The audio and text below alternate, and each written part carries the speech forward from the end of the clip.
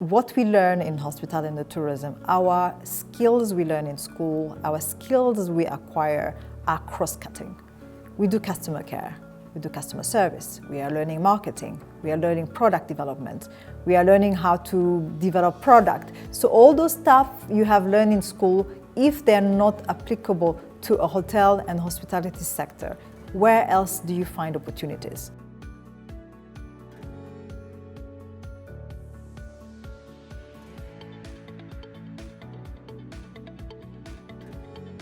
The tourism and hospitality sector plays a huge and a major role in the overall economy of the country. It's already a key pillar sector for socio-economic growth. It's not only a sector which generates the top foreign earned exchange for the country. It creates jobs, it boosts the economy, and it's seen as a sector for long-term vision. If you look at the vision 2020, tourism was at the heart of it, and 2050 also tourism is expected to continue year-on-year revenue for socio-economic development of the country. The tourism and the hospitality sector is anchored in the service sector. So if you look at across the whole value chain, you have anything from taxi driver, transportation, food service, food processing, telecom company, the banking sector. So it cut across all other sectors because really we are at the heart of the service sector. COVID-19 in the case of Rwanda, of course, since March, third week of March, we faced the lockdown and the business community have suffered because all the businesses were closed, not only for tourism-related matters, but hospitality matters as well. Hotels, even now, as we speak, are starting to reopen gradually, even though we see domestic tourism starting slowly, but the process may take some time. So what we have seen is the number one is job losses. But when we say job losses, we talk about loss of income. And then when you lose a job and then you lose your income, of course, there's an implication, and that's where we see the government of Rwanda, supported by World Bank and other partners, they have put in place an socio-economic fund to support the SMEs and small medium enterprises to recover quickly. However, the business has not recover quickly. This may take another year or 2 years because we don't depend only on the Rwandan market. Rwanda depends on the regional market, on the international market. Flights have resumed, but not all the flights are open to the business community.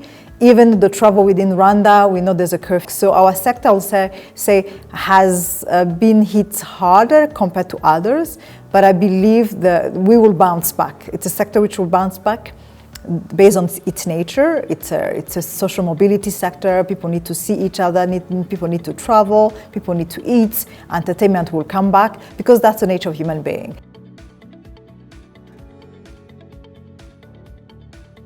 What we learn in hospitality and tourism, our skills we learn in school, our skills we acquire are cross-cutting.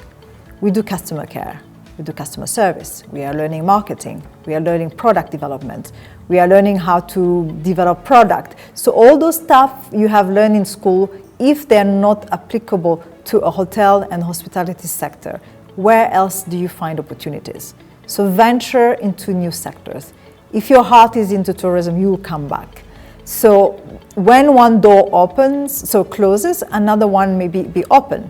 You know, I will encourage them if there's an opportunity to work for a telecom company. All the skills we learn in tourism are people to people.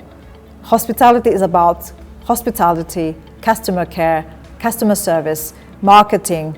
That's what we do. Look at other opportunities in other sectors.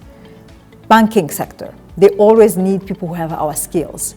That's what you have been doing for the last 3 or 4 years. And those who are entrepreneurs, this is the time to practice, fail, try, get your hands dirty and then do something, volunteer, do your work, and then start learning what doesn't work. Because prior COVID-19, we were focusing on a specific market.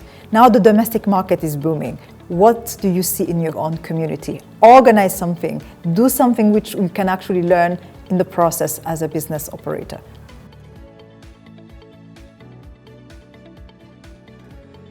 When we talk about when the industry will bounce back, is the fact that we know how the industry is based on us as a human being, what we do. We know what we do as a human being, as a creature. We want to be together. We travel for purposes, whether you travel for business, for leisure, to visit your friend and family, you want to go out and have a good drink, you want to party, you want to go out, you want to go to the cinema. That's how our industry thrives on what we do as a human being. So those things will come back because they didn't die in the process.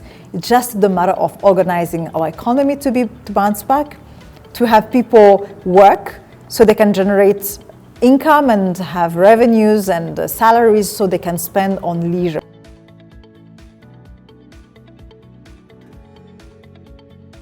This is the time to have a very open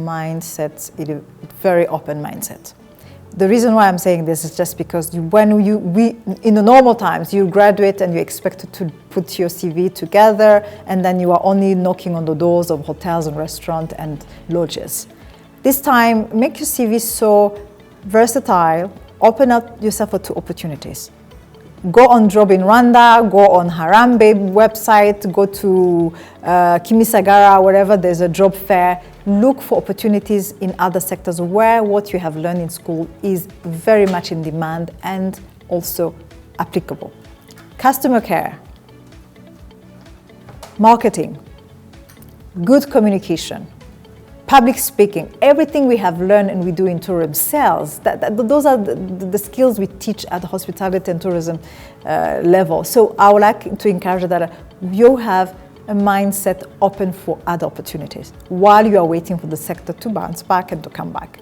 And all the graduates who are graduating today, don't lose hope. I just want to emphasize that you keep your mind open and then go, and then whenever the hotels start recruiting and looking for interns, volunteer. Many of the businesses right now, they are really in bad shape. So even if there's an opportunity for interning, just offer yourself an opportunity to do so.